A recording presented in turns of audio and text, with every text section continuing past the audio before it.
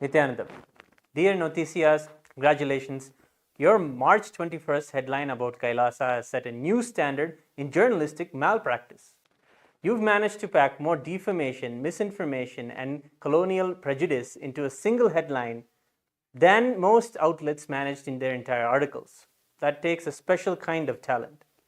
Let's dissect your masterpiece of misinformation, shall we? Your fictitious country hallucination, geography by shouting.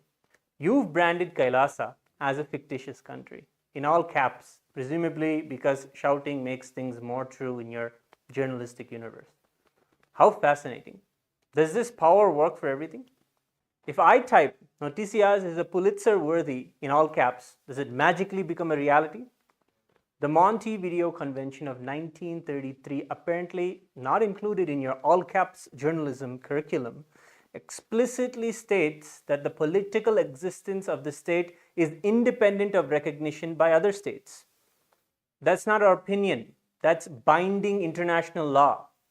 But why? Why let legal frameworks interfere with all caps reality? Kailasa isn't a new invention. It's the revival of 3 ancient Hindu sovereign states and 17 ecclesiastical institutions with documented unbroken succession spanning thousands of years. The Supreme Pontiff of Hinduism, BHAGAVAN SRI Nithyanaanda Paramashivam, is the 203rd sovereign emperor of the historical Surya Vamsha lineage. 203rd. Let that sink in. Our lineage was establishing diplomatic relations when your conceptual ancestors were still debating whether the earth was flat. But why let several millennia of documented history interfere with your fictitious headline? Would you describe Taiwan as a fictitious? Kosovo? Palestine? The Sovereign Order of Malta maintains diplomatic relations with 112 countries despite having no territory. Would you put them in your all caps fiction section also? Or does your all caps only work for Hindu entities? Your heading further claims Kailasa scammed indigenous peoples. An accusation so legally actionable, it could keep courts busy for years. When did Noticias become a judge or a jury or executioner? Is this power granted to all media outlets? Or did you receive special dispensation from the universe? Let's be crystal clear. Every agreement Kailasa has entered into with indigenous communities has been duly notarized and protocolized in Bolivia, following Bolivian law to the letter.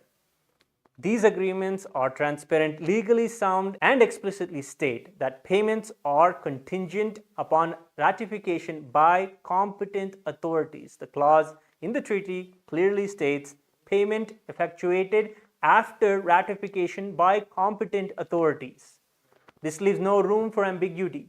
It guarantees that every transaction is conducted with the full consent and ratification of the respective governments, strictly adhering to international law and honoring national sovereignty. Your accusation of scamming indigenous communities isn't just factually incorrect.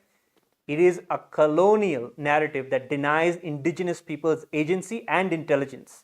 The assumption that indigenous leaders can't read contracts or take informed decisions isn't just offensive, it's a continuation of colonial mindset that has marginalized these communities for centuries. Bolivia's constitution explicitly guarantees indigenous nations the right of self-determination. These communities exercise that right by partnering with Kailasa. For you to frame this legitimate exercise of indigenous rights as a scam isn't just inaccurate, it's an attack on constitutional indigenous sovereignty. But why let respect to indigenous autonomy interfere with your defamatory headlines? Territory exchange. Calm down, Noticia. You're hallucinating. Our deals with Bolivian indigenous peoples are conservation partnerships, not land grabs. They are perpetual leases. Perpetual means long-term sustainability, not ownership. Think forest preservation, not colonial deeds. Our treaties explicitly pledge to regularize agreements with Bolivia's government under the law number 465. You left that out because it kills your scary story. We respect indigenous and Bolivian sovereignty. Unlike the extractive vultures you're not mad at, Your description of the Supreme Pontiff of Hinduism as an international con artist and self-proclaimed Hindu god is perhaps the most legally actionable portion of your hit piece. It's remarkable how you fit so much of defamation into few words, truly an efficiency of libel. The Supreme Pontiff of Hinduism's lineage traces back 10,000 years through Hinduism's oldest spiritual institutions. He is the 293rd Pontiff of the Shyamalapita Sarvajñapita Madhurayadinam, a position upheld by the Madras High Court. He is the current Acharya Mahamandaleshwar of the ancient Atalakada and has been formally recognized as the head of more than 21 Hindu sovereign kingdoms, the president of the Akhila Bharatiya Akhada Parishad, representing 2.5 million Hindu monks, has declared him the Supreme Pontiff of Hinduism and Hinduism's greatest protector. But I suppose Noticias knows Hindu traditions better than 2.5 million Hindu monks and multiple high courts. Such expertise. Your self-proclaimed Hindu god label betrays a profound ignorance of Hindu theology. In Hindu tradition, the Guru is revered as divine. The sacred scriptures, the Skanda Puranam, Guru Gita in verse 20 states, "He who is Guru is Shiva himself, so declare the scriptures." Would you call the Pope self-proclaimed because the Catholic doctrine holds him as the Christ representative on earth? Would you label the Dalai Lama self-proclaimed because Tibetan Buddhism recognizes him as Avalokiteshvara incarnate? Your double standards are showing, and they're not subtle. They're a neon sign in a monastery. Your claim that the Supreme Pontiff of Hinduism is being sought out by Indian justice system is recycling disproven allegations that have been thoroughly debunked in multiple jurisdictions. The Supreme Pontiff of Hinduism has never been convicted of any crime in any jurisdiction, period, full stop. 4 federal and state US courts absolved him of all charges. The false accusers were fined over $6 million and faced imprisonment for their malicious prosecution. Interpol, the actual international law enforcement organization, an actual authority, has rejected any request to issue notices for the Supreme Pontiff of Hinduism based on evidence presented to them. But apparently, Noticias has more legal authority than Interpol. What an achievement. 11 medical experts from Ohio, California, Michigan, Canada, and India have conclusively established that the Supreme Pontiff of Hinduism's medical condition renders him physically incapable of committing the alleged acts. Your claim of fraud, sexual abuse is a recycling program. It's a defamation without any evidence. Your casual repetition of accusations of fraud, sexual abuse, and other criminal activities without a single shred of evidence isn't just bad journalism, it's potentially libelous. Every allegation has been thoroughly investigated, abjugated, and dismissed in multiple jurisdictions. Let me remind you of some inconvenient facts your investigative team somehow missed. In 2010, a deepfake video was released to incite hatred against the Supreme Pontiff of Hinduism. A false rape case followed with one fascinating detail.